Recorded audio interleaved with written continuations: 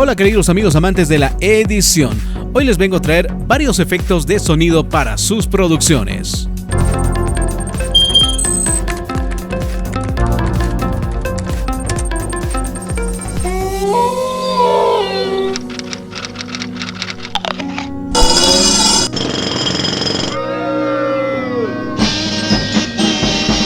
Estos y otros sonidos los podrás encontrar acá. Tienes que dirigirte directamente al link que te dejo en la descripción del video. Posteriormente descargas este archivo. Te va a quedar una carpeta comprimida. Acá lo que tienes que hacer es simplemente descomprimirlo.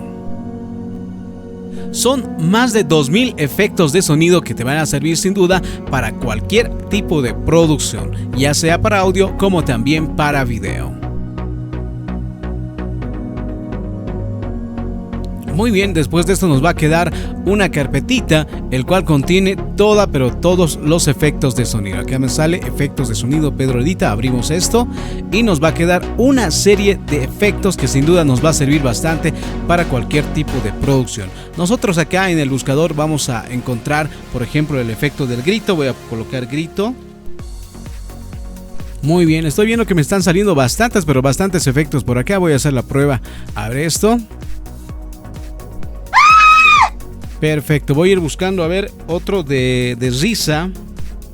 También hago la prueba, el efecto.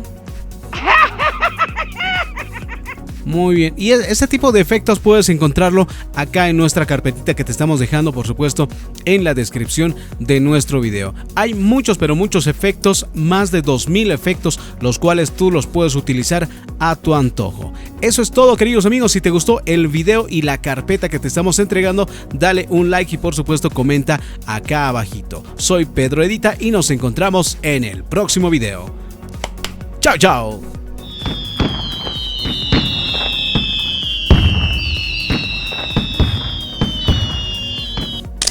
Muy bien, antes de irnos quiero saludar muy gratamente a mi querida amiga Star Lily, que ha sido la primera persona que nos ha comentado en nuestro último video.